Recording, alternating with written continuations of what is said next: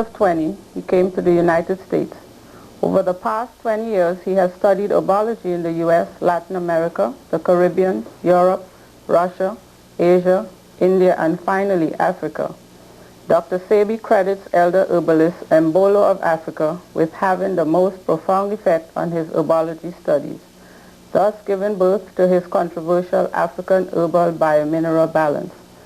Using the African biomineral balance diet, he has successfully arrested such pathologies as cancer, diabetes, leukemia, sickle cell anemia, heart dysfunctions, herpes, mental illness, and AIDS. Assuming these claims to be false, the Attorney General of New York brought Sebi to court on charges of practicing medicine without a license. A jury found him not guilty. His victory in the New York Supreme Court has resulted in placing the African biomineral balance diet in the archives of the law of the land. Welcome, Dr. Sebi. Thank you. How did you begin your journey on natural healing? It began approximately 26 years ago when I was ill. From birth, I had asthma. Then later, I became a diabetic and impotent. So I visited the physician. I should. Everybody knows that you have to go to a physician when you're sick. So I did what everybody else were doing, which was consistent because that was the only thing I knew. So after many years of being sick, a friend of mine called me on the telephone and informed me about a Mexican that he felt could have complimented me. So I drove to Cuernavaca, Mexico, saw the man. The man gave me a regimen of herbs and dietary program. Went back to Los Angeles, and 97 days later, I didn't have any of the diseases that I went to him with. So I was very encouraged. At the time I was working at Martin Luther King Hospital, and I then decided to do research of my own to see what it is that I could have helped humanity with, whether I would do it as good as Alfredo Cortez or add to what he was teaching me, and he did for me. And that was, everything began at that point. Dr. Sebi, I can call you Dr. Sebi, right? Yes, sir. Let me ask you a question. In his book, Let's Get Well, Pablo Areola states that people of African descent are not programmed or cannot digest milk, cheese, and other dairy products. Could you elaborate on this? Yes, this is the reason for establishing the African biomineral balance.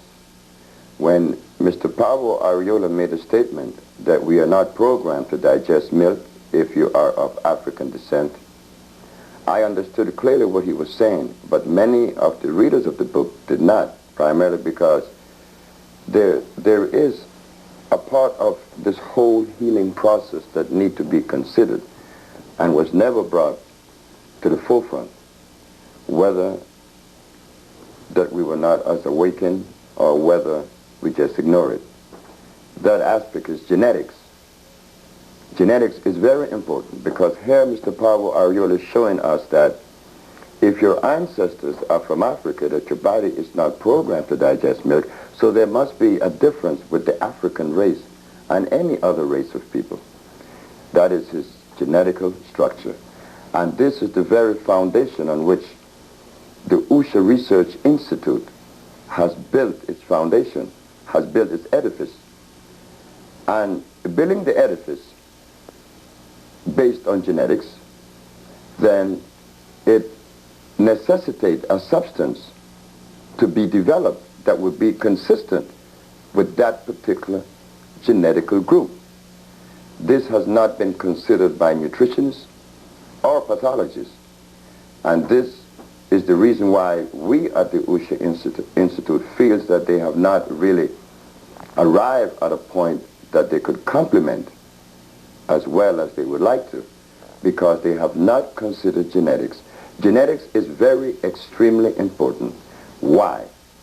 because everything on the planet is constructed genetically different, placed in a particular environment and on specific geographies. Like for instance, we talk about genetics, environment, they all are related. Why? Because the gorilla lives in Africa where the temperature is warm. It's in the tropics. But we find another gene group, the gorilla. He lives in Alaska where it is very cold. So we find now that one gene could live in an environment the other cannot. We also find that the gene group, the difference, could ingest certain substance, not so for the other. We are using the gorilla and the polar bear, for example. Again, the polar bear could ingest meat, and it would be proper with his dietary program and consistent with his biological and genetical structure. As for the gorilla, he cannot ingest meat. It would be adverse to his particular gene. Why? Because he was not programmed or constructed in such a way. He lives in the forest where it's tropical. Your brain would not accept seeing a polar bear sitting under an acacia tree in the Serengeti Plain in the month of August.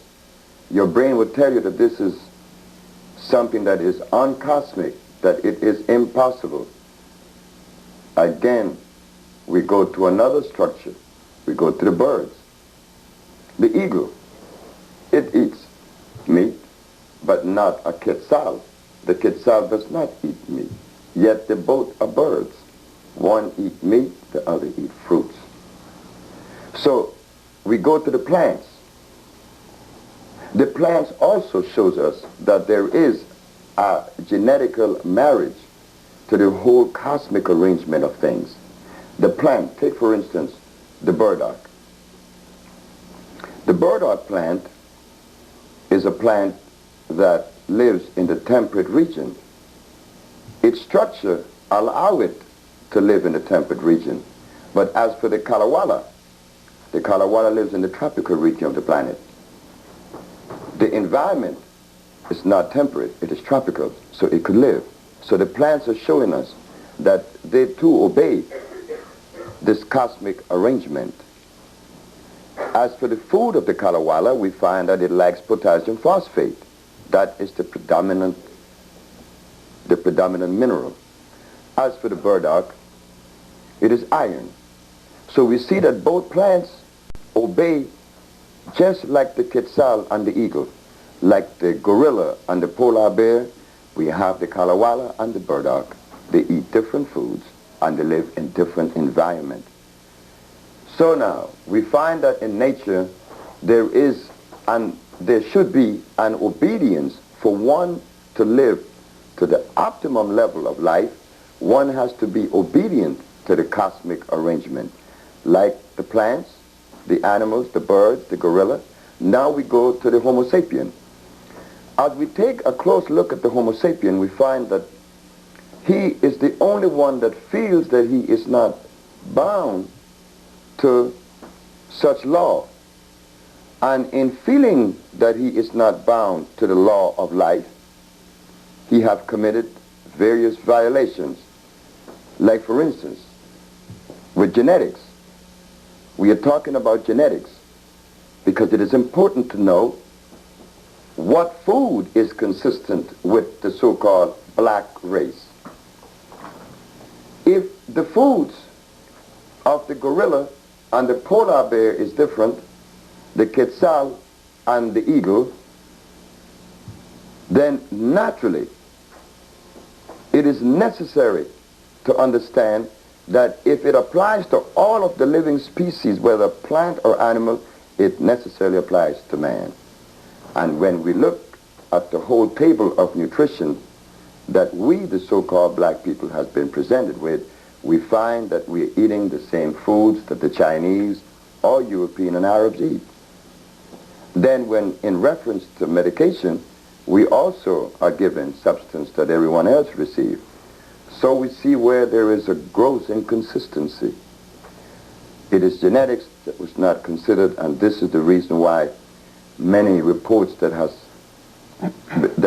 left the USHA Research Institute, the reports such as having the ability to reverse pathologies such as sickle cell anemia, blindness, and AIDS, and the rest, was because we considered an aspect of this journey that has yet to be considered by others. We talk about genetics because it is at that very point that everything is understood. Once we understand what complements and what doesn't complement, then we are on our journey to this thing we call healing.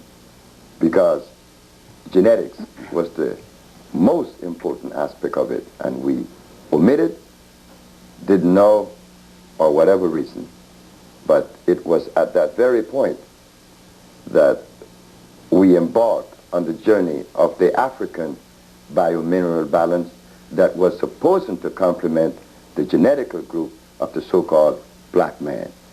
With the birth of the African biomineral balance, we found that what is known as disease was not really disease.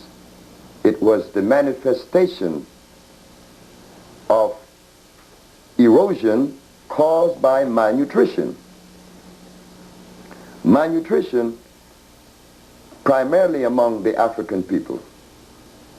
We were taken away approximately 400 years from our environment and from our food.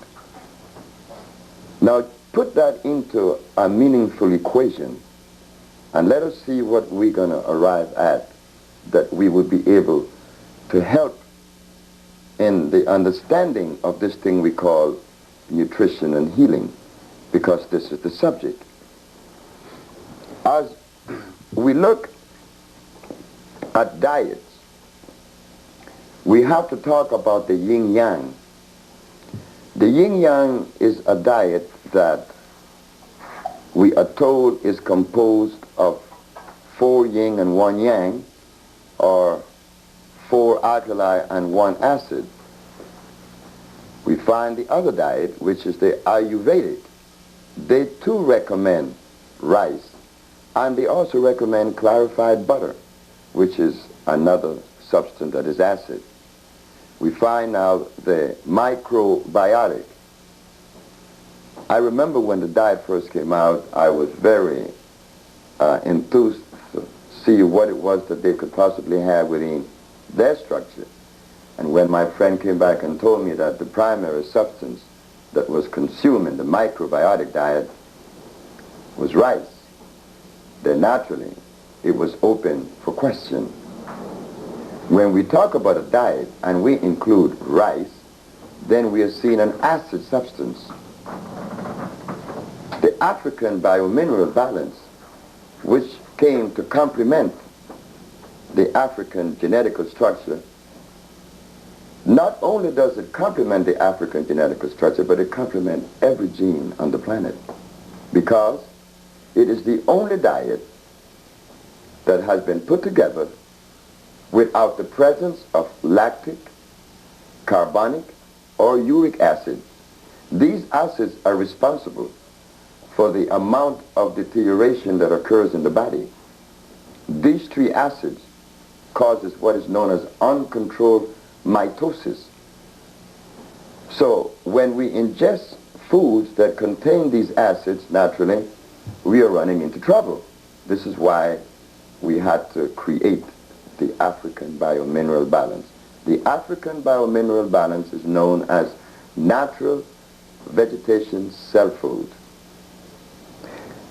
So your premise is that there is definitely a relationship between geography, genetics, and food.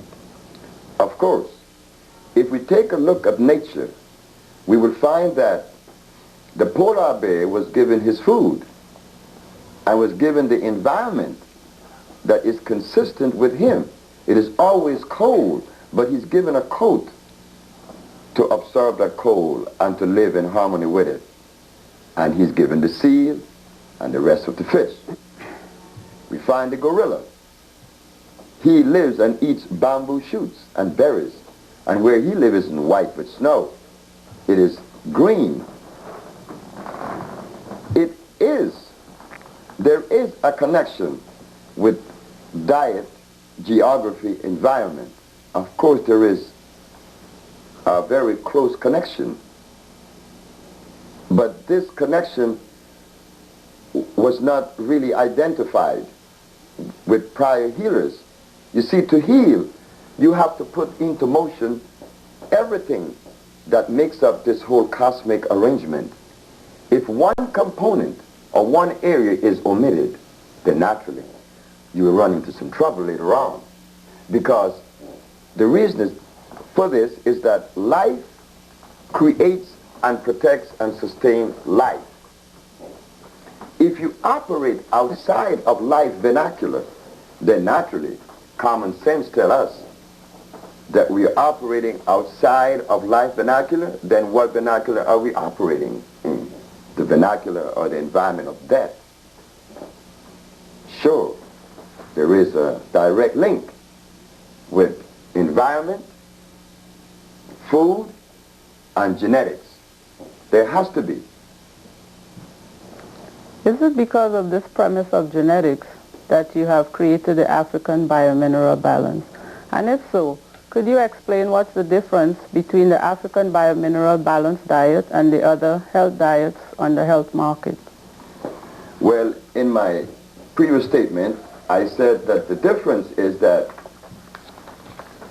I mentioned one of the differences. Like, for instance, we talk about the rice, and we talk about the soybean, which are acids, which are part of the microbiotic.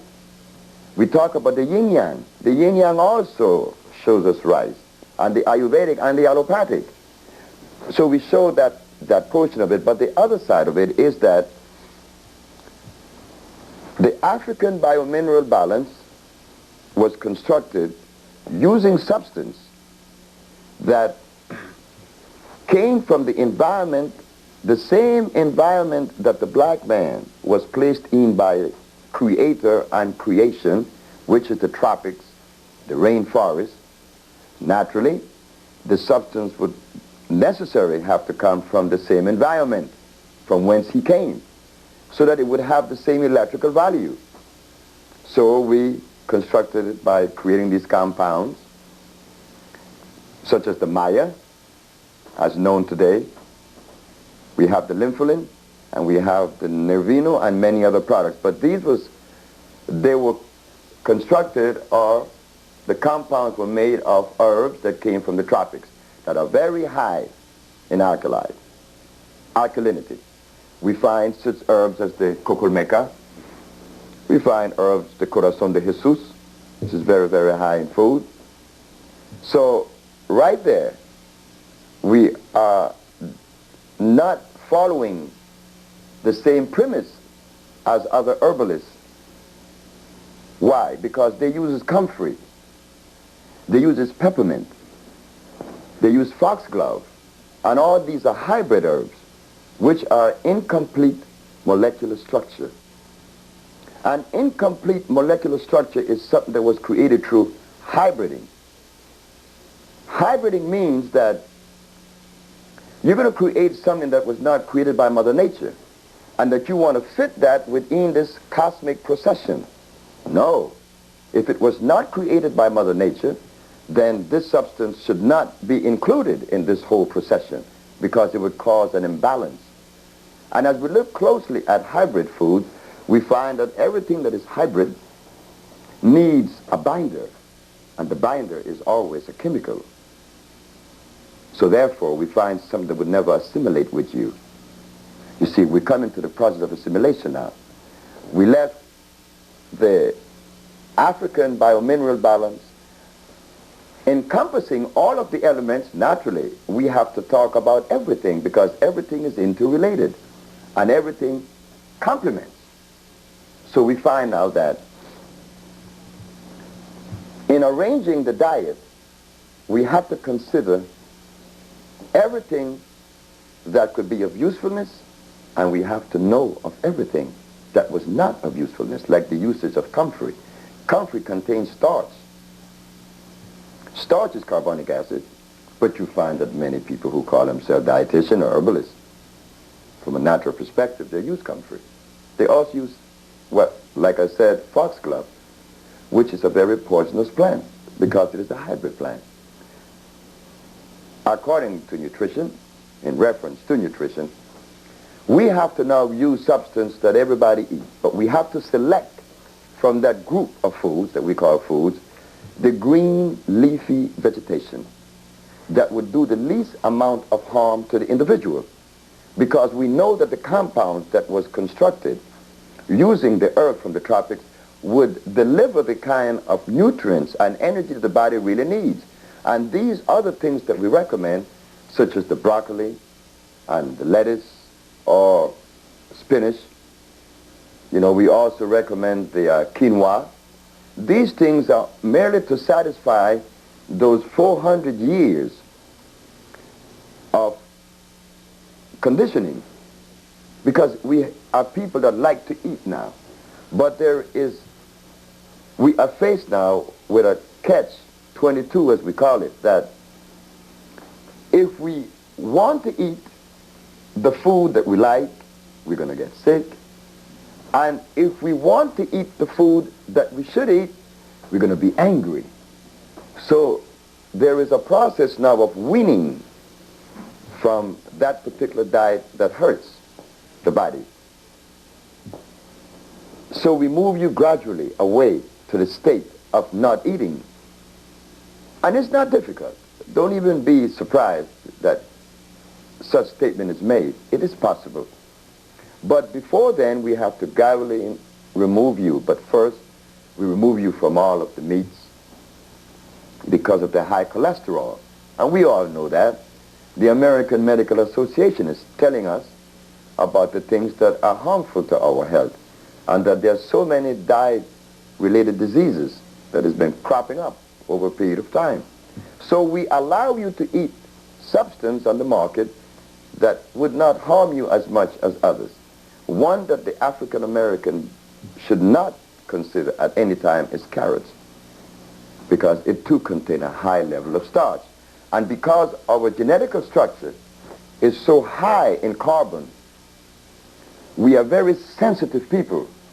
So whatever there is that is inconsistent with us, it would have an adverse effect on us immediately. And something like starch has played not too much of a very well gift, or it didn't play a good role in our daily life. And I could talk about starch because I was born, as you know, in Central America, in Honduras, and I watched my aunt, my grandmother, my mother, my parents eat a lot of starch. And there is a tribe of people that I notice, that I know, the Garifuna, and they too eat a lot of starch. But then I look at the various diseases that they are beset with. There are high incidence of diabetes. I just recently left Honduras, and I remember a friend of mine by the name of Juan Gomez. We were on the ships together when I was a merchant seaman, and we talk of many things, and lo and behold, I had not seen this man in 20-some odd years, and I saw him in Honduras in a little village by the name of Santa Rosa de Aguan, and he was always touching his eye. He was wiping his eye, and I saw his big stomach, his belly, and then I also noticed the way he walked. And I was very hurt because Juan and I are the same age. So I know what starch has done to the black race, to the African genetic structure. Let me interrupt you for just 1 minute. I think you stepped on a number of toes back there. You said the one thing that we shouldn't eat is carrots. And a lot of people who are trying to change their diet and go into a more healthy diet, one of their mainstays, I know I, for one, did this a few years ago, carrot and carrot juice was one of my mainstays. And I'm sure that there are going to be a number of people that are going to be highly upset with that statement of not eating any carrots at all. I could understand, and I will empathize with them. Of course, they have been told that carrots were good for you, that carrot contain vitamin A and whatever carotene it contains. But carrot is not a product of life. Only the products of life could assist you. Only a product that was created by life could assimilate in you and render good. And how do we know what is created by life and what was created by a laboratory? Well, everything that nature creates it starts from the ground and it matures, and then it comes to a seed. And the seed goes back and incubates in the soil. And the following year, you have another plant like the one that just dried up. And that is continuum throughout creation. There is a seed that represents that particular product. As for carrots, it does not have a seed.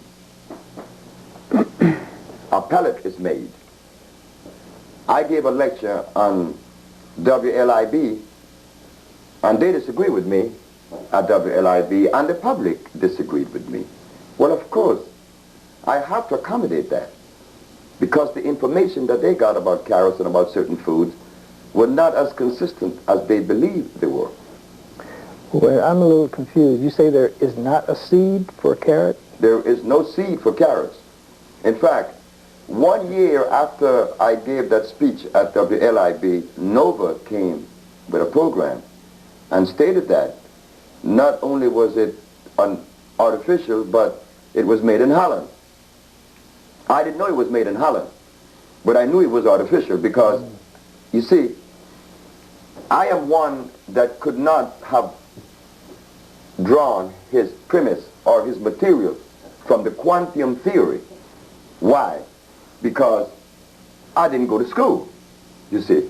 By not going to school, naturally, I had to draw from a different premise, from a different perspective, I mean.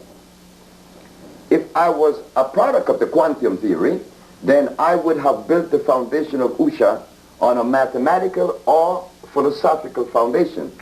But it was built on a natural foundation. So building this institute on a natural foundation, it means that I have to look at things from a natural perspective. And when I look at nature, nature just doesn't create starches, number one. And nature reproduces herself without the aid of a man. Of course, I make that statement. Since we have heard the relationship between food and disease, could you then tell us what is disease? Sure. That should have been the question to ask when we first went to see the physician or the healer. What is disease? We want to know what is disease, because if we do not know the causes of disease, then it would be impossible for us to zero in on a meaningful cure or any cure at all. What is disease? The doctors never told us, but we kept going back to him. Now the question is asked to the Usha Institute. The question should have been answered by the anthropologists and the archaeologists. Why wait for the healer to come? Because if we are diseased and we are unaware as to the cause of our disease, then whatever comes after that means absolutely nothing, because our bodies are sick. Disease is when you have ingested a substance that was uncomplimentary with your genetical structure.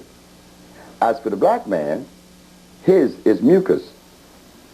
Disease is the cause of, mucus is the cause of all disease. This was the question posed to me in court, that why were we making these claims and why were we so successful, and what was going on? Is that disease was never identified to us. If it was identified, then the question would not be asked now, and then we all of us that are sick would be enjoying health. Well, disease is the accumulation of mucus, breaking down the mucous membrane, and that mucus covering groups of cells in your body. Like for instance, we have the mucous membrane in the body to protect us from the onslaught of aerobic bacteria as they are called. But this mucous membrane is for protection. But now we eat acid foods, and the acid food breaks down the mucous membrane and does cause it to flow with the blood, covering other groups of cells now. Groups of cells that belongs to organs, depriving them of oxygen. If the mucus goes to your nostrils, they call it sinusitis. If the mucus goes to your bronchial tubes, it's bronchitis. If the mucus goes to the lungs, it's pneumonia. So we have 3 different diseases caused by what? Mucus. So what about when the mucus goes to the prostate glands? It's prostatitis. What about when the mucus goes to the uterus of the woman? That's endometriosis or vaginal discharge or yeast infection. So we have this mucus situation now that is caused by an inadequate diet. Mucus is the underlying cause for all disease. And this is where we specialize at the USHA Research Institute in making those compounds to aid the body to remove the mucus from itself. Well, let me ask you this question. When someone comes to the USHA Herbal Research Institute and they've been diagnosed by their doctors having the AIDS virus in their body, are your dietary recommendations and herbs that you prescribe for them, are they any different from what you would subscribe for someone who has a different disease like sickle cell anemia? Is there any difference? There is no difference. There's absolutely no difference. And this was shown to me in St. Croix, where the USHA Research Institute opened its doors for the first time under the name of the Fig Tree at 429 King Street in Frederickstad, St. Croix. 3 people came to see me. One had diabetes and blind and delirium tremens, which was Miss Margaret Allen. And then we had another gentleman by the name of Flores Archias with gout. And then we had another lady with arthritis, Miss Sylvester. And they noticed that they had the same compounds in front of them. Flores Archias said to me, "I think you're making an obvious mistake." I said, "Why?" He said, "Because I didn't come with the diseases that all these other people have. One is blind and diabetic and delirium tremens. I do not have that, but I have the same bugs they have." Sure, I have to cleanse the body. Whether you have AIDS, blindness, diabetes, or whatever disease, the cells are now obstructed with mucus. Like in the case of AIDS, the only thing I have to do is to give you an increased dosage of lympholine that is going to revitalize the lymphatic system. Sure, it is the same treatment. There's the cleansing, an intracellular cleansing coupled by the African biomineral balance. This is for every pathology or irritation presented. Yes, we get the same treatment. Mm-hmm. This article in the Amsterdam News states that Emma Wright, a former sickle cell patient, after being on your dietary regimen, has been cured of sickle cell. If so, how come the medical world does not know about all these miraculous cures? Well, it could be attributed that the very premise that they uses, the usage of carcinogens and inorganic substance, could be undermining their profession. But if we look at the history of medicine, we find that the credit was given to one Hippocrates as being the father of medicine. Didn't he build the foundation of medical science by using herbs to reverse pathology? Sure, he used herbs, and he was successful in removing all pathologies. But he used herbs. So if the father of medicine used herbs to remove pathology, then why should the physician use chemicals today? That question should be asked of them. What is the reason? Now, as for the miracles, the herbs assimilate because they contain carbon, hydrogen, and oxygen. This is the vehicle that would allow any substance to assimilate within your biological structure. The presence of carbon, that only comes from the plants. It does not come from some oxide or inorganic substance. But as for Miss Emma Wright and her sickle cell, the mucus was invading her blood plasma, breaking it from a circle into a sickle, allowing oxygen and iron to escape. That is one of the things that we also found in our journey into this thing we call the African biomineral balance. Is that like the burdock eats iron and the kalawala phosphate, potassium phosphate, the black man needs large amount of nascent iron. That is his mineral.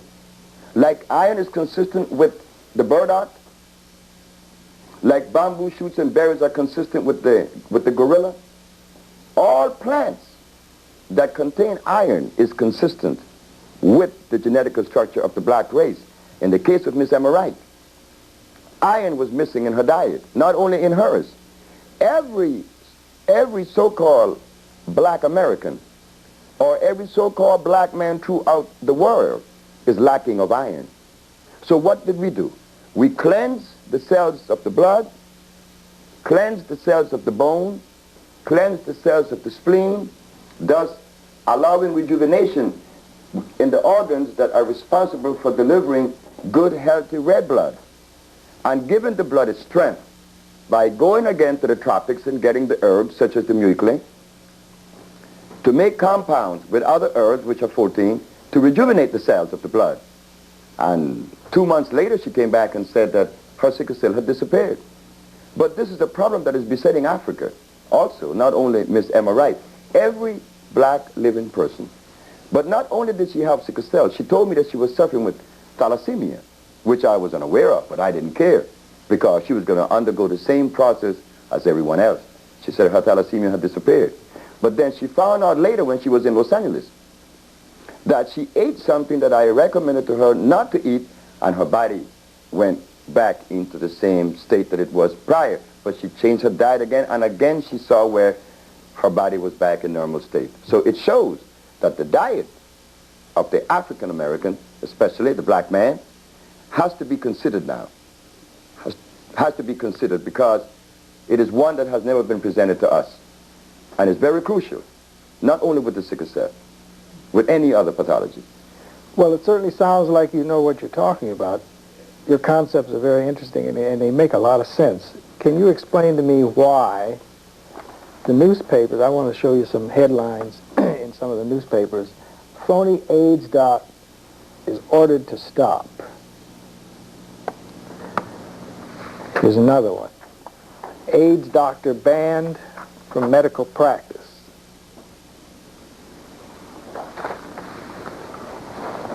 AIDS do-it-yourself treatment, and below that is felonious herbs.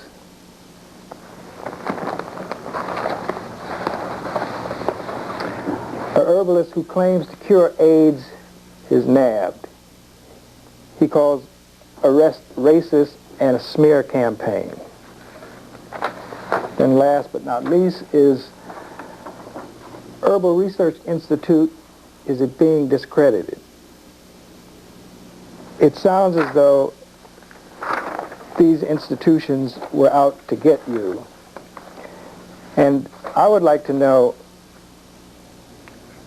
why it is they brought you up on charges. Was there any kind of investigation made at all in your claims that you made? There is a kind of mania that exists on the planet today that prevent truth from being accepted because the untruth is moving at such a tremendous momentum that truth now is in a very precarious position at this time. Because why? Example, I am the citizen of a country and I have been engaging in certain practices of this thing we call nutrition and healing. And people that has been serviced by the Institute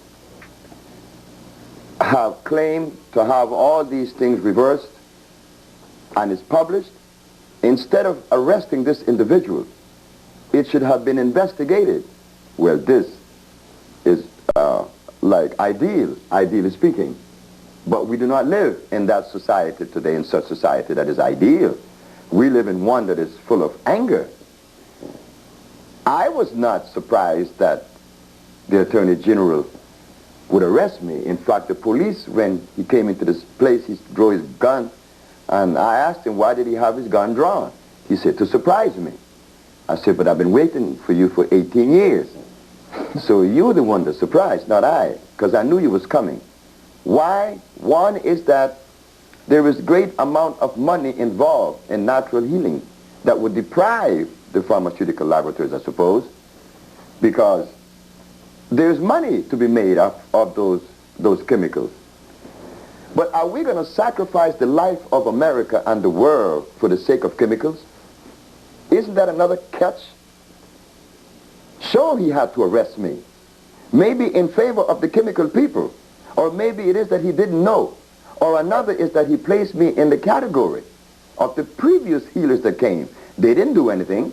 They didn't make any claims. They didn't do anything. So naturally, if one out of a flock of people that has not shown anything or stood up for their own rights, if they had accomplished something, well, he just part of the pack. And I was not in disagreement with the Attorney General because he did his job. But it was his mistake by assuming that I was part of the pack. I am not part of any pack.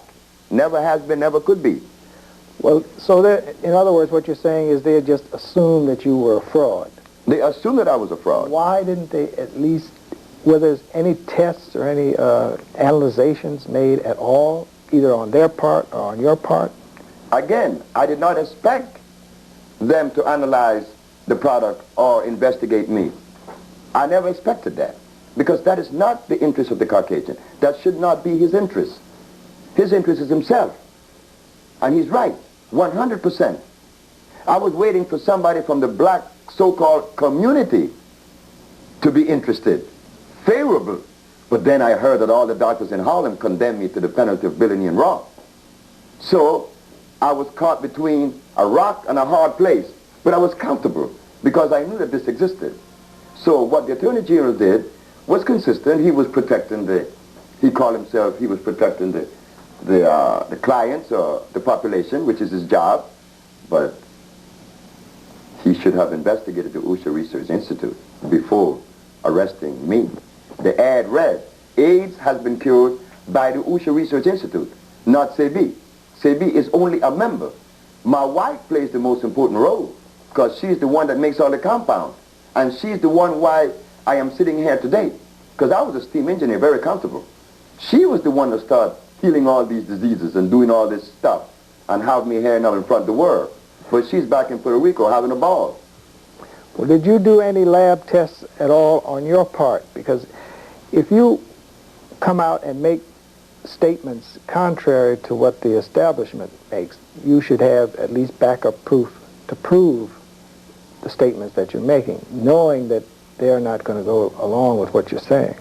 Did you do any lab? Well, of course. We had a product sent to Lancaster Laboratories, where you will see that the amount of minerals and chemicals that they found in our product was over and above that which was on the market.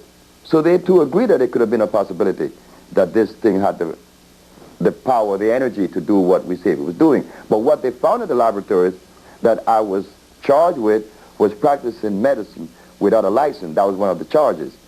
And in that, what happened, they found that the product contained calcium, phosphorus, oblium, gold, silver, protein, whatever they mean by that, and all the other substance that makes up the whole structure of life.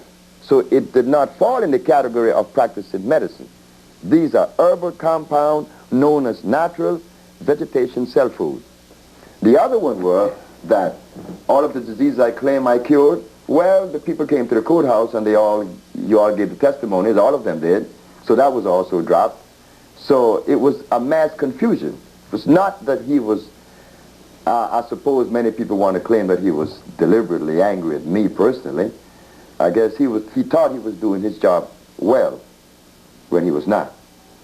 What is the difference between your herbal vegetation food and the foods we normally eat, such as hamburgers, fried chicken, chitlins, or even those who consider themselves vegetarians. Could you explain the difference? Well, those foods, as you know, they contain acids and carbohydrates, and some people prefer to use those food groups to attain whatever mineral or nourishment they need.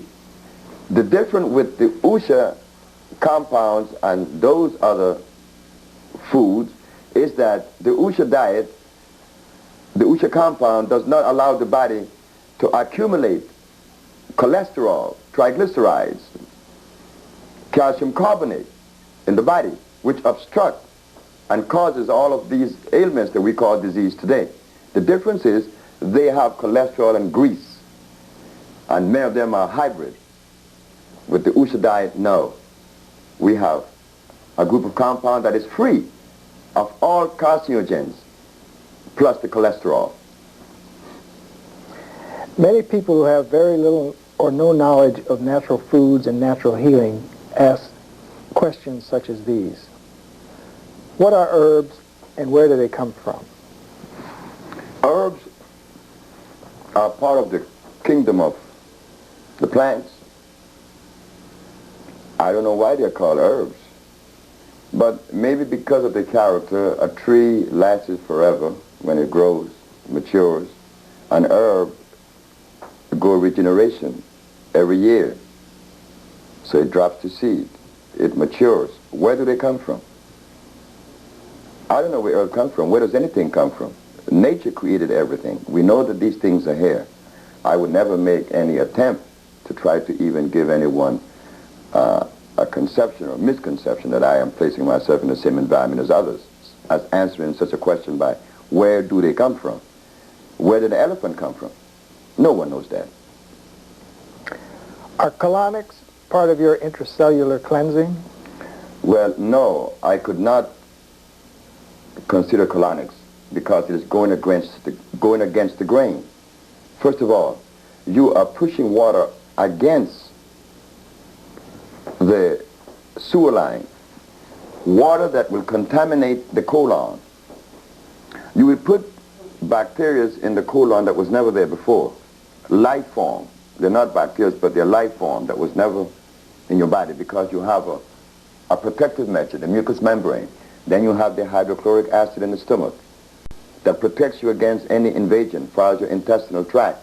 But now you're bypassing those safety mechanisms, going against the grain and pushing water at 15 pounds per square inch pressure, thinking that this is going to remove disease. No, you have just caused other diseases by admitting into the body of someone those aerobic bacteria. And now they're going to find seed in there because the water is not sterilized. No, I could not consider this thing we call colonics. It's impossible. How do I begin to start healing myself naturally? Well, for one, you begin by abstaining from the foods or group food that you've been ingesting, allowing the body to release all of what it has accumulated over the years, such as I know someone that eat pork all their life. Now, I saw him just recently, Gustavo, and he's fat. So he had to fast. So he's fasting and taking the compounds. The cells regenerate. The cells heal themselves by allowing oxygen.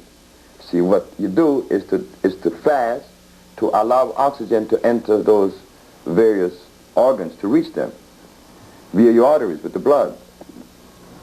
The nasal passages have to be clear because oxygen is the real food. It's the fuel of the body. Deprived of that for 2 minutes, you would not live to tell the story. So what are some of your future plans for the Usha Herbal Research Institute? Well, naturally, we plan to open a holistic center in Central America in the middle of the rainforest. And the reason for that is that when someone is suffering from these things we call disease, it is best to have them in a controlled environment where they would receive only the things that the body needs and that they would be distracted. They would not be distracted from the noise and the invasion. Because when you start eating foods that you're accustomed to, once you smell them, it's going to trigger off a mechanism in the brain. Then a hormone is going to begin to demand of you that you ingest these things and eat them. But no, in the forest, you will get the benefit of not smelling those things and also getting the herbs fresh to you, very fresh to you. Like we're going to open the place in Sambo Creek, in the beautiful lush forest, which you'll be getting pure oxygen. Then you have on the property a waterfall that is delivering water straight from Mother Nature to your cells that has no chemicals. That is necessary. That is our plan. But as you know, it requires a lot of time, energy, and also finance. We are new. But this is our future plan to develop. In closing, Dr. Sebi, what would you say is the most important issue facing black people regarding their health and well-being in a world that's overwhelmed with sickness and disease? What is the most important thing at this point has always been the most important thing, our health. Instead of us entertaining history and anthropology, we were supposed to be entertaining health. Health now meant that we had to follow the same road our ancestors lived in Africa. So right now, it is our health. Our health is the most important thing. Our health is what will bring us together. Our health would have us loving ourselves and others. But as for the meantime, our health has been disregarded. And then we are fed mathematics and anthropology and archaeology. Our health is most important. Without that, nothing could be achieved. Yes, and in so doing, we have to consider mineral. Again, remember what I said. Iron. Large doses of iron. And abstain from those foods that are inconsistent as much as we possibly can. We have heard you speak of your devoted wife, Ma'a. Could you please elaborate and tell us what role she played in your healing journey? She played the entire role. Because when it was presented to me, like I was a steam engineer, and she came into my space and have complimented me, and now she's complimented the whole world. People know me as Dr. Sebi, but she makes all the compounds. It is not I that you drink what Ma'a makes. But I expected that because a woman, she's always wiser and stronger than any male.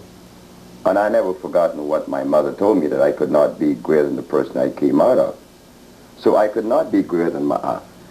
So Ma'a sit back in the corner and allow me to present this to you. But I am not the sole responsible individual for this particular journey. It is my wife, Ma'a.